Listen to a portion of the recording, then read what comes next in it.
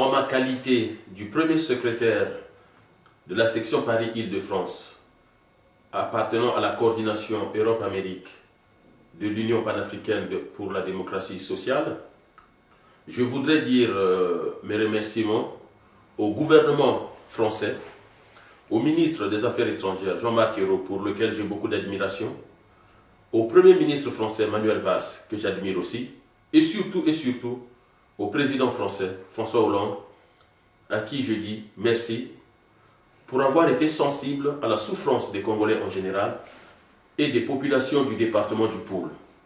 Car ça fait 3 semaines, ce peuple courageux, ce peuple qui a toujours montré son affection, sa détermination pour protéger la démocratie au Congo, les droits de l'homme, l'humanisme, souffre encore le martyre aujourd'hui.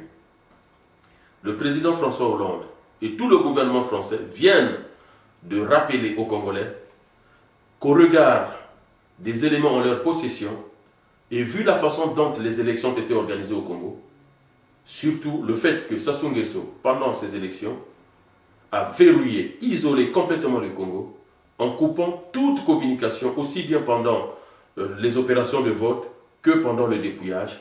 Eh bien, tout ceci fait que la France ne peut pas reconnaître les résultats issus des votes. Que ce que nous pouvons encore attendre de plus du gouvernement français. Je vous ai toujours dit dans mes communications avec vous, peuple de l'UPADS et peuple congolais, que je sais comment fonctionne la communauté internationale. Ce qu'on vous dit au Congo, c'est des mensonges. La communauté internationale est sensible à ce qui se passe au Congo. La communauté internationale travaille avec la diaspora. Je vois parfois des critiques sur Internet vis-à-vis des Congolais de la diaspora. Qu'il s'agisse des Congolais de France, de la Belgique, de l'Allemagne, de l'Angleterre, de la Hollande, des États-Unis, du Canada et ailleurs. Je peux vous assurer, mes frères et sœurs du Congo, je peux vous assurer que la diaspora est vraiment au travail. Sassou Nguesso avait un rayonnement international jusque-là. Mais aujourd'hui, regardez sur la scène internationale, Sassou Nguesso ne peut plus se prétendre le prince du Congo. Il a été désigné par l'Union africaine comme porte-parole de l'Afrique à la COP 21. La diaspora congolaise de France a travaillé intensément pour que ce titre lui soit retiré et cela a été fait. La preuve, il n'était pas le seul à parler. Et d'ailleurs, il n'a même pas parlé plus de 5 minutes à la COP 21. Et hier, pendant la signature du traité concernant la COP 21 à l'ONU, personne n'a vu les images de Denis Sassou Nguesso. C'est pour dire que l'opposition a gagné la bataille de la communication avec la communauté internationale. Lorsque le ministre Ngakosso va à l'Union africaine pour essayer de vendre le pouvoir sanguinaire de Sassou Nguesso, vous avez des Congolais qui se rendent aussi à l'Union africaine pour démontrer que ce que Ngakosso vient de dire, c'est faux. Lorsqu'il va au Gabon, il va dans d'autres pays. Mais vous avez aussi des Congolais qui vivent là-bas, qui travaillent. Et nous sommes solidaires de tous ces Congolais qui sont en train de travailler. Aujourd'hui, il faut savoir une chose, et je vous l'ai déjà dit. La communauté internationale, en tout cas les pays qui constituent la communauté internationale, surtout les grandes démocraties, ne peuvent plus cautionner des comportements comme ceux de Sassou Nguesso. Dans le même temps, et ça il faut en tenir compte, il y a des intérêts financiers et économiques qu'il faut garantir, mais aussi des valeurs du cœur, des valeurs de démocratie, des valeurs républicaines, des valeurs de partage de la richesse nationale entre tous les Congolais. C'est pour cela que je dis à mes frères du Congo, il n'est pas concevable qu'aujourd'hui, les deux grands partis de l'opposition fassent croire aux Congolais, au pays, que la communauté internationale joue pour Sassou et contre le peuple. C'est très faux. C'est très faux.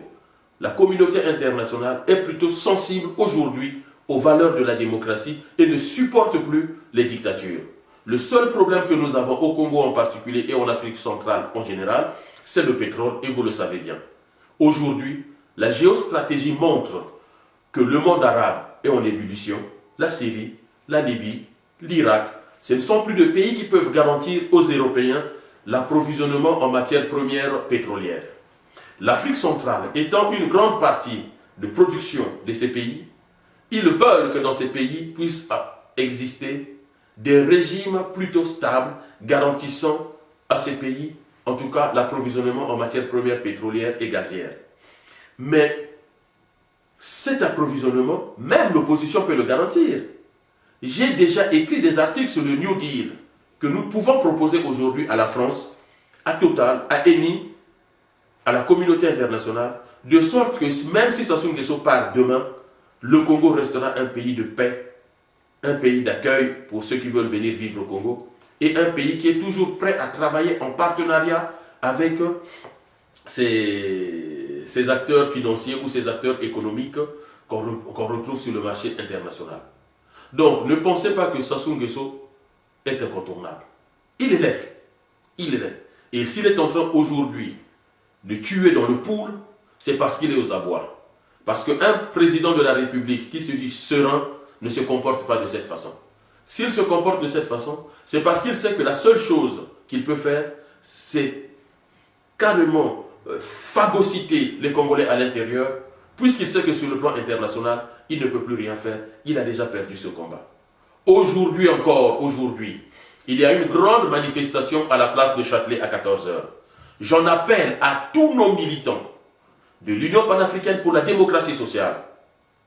J'en appelle aux Congolais de France et même de Belgique qui peuvent se déplacer, de se rendre massivement à ce rassemblement pour montrer une fois de plus au gouvernement français que nous continuons et nous continuerons à dire non à ce pouvoir sanguinaire qui est en train de tuer au Congo et particulièrement au Poul depuis plus de 3 semaines. Que tous les Congolais viennent, qu'ils répondent à cet appel pour montrer à la face du monde que le peuple congolais ne saurait être la risée en matière de démocratie. Je vous fais confiance et je sais que vous serez nombreux.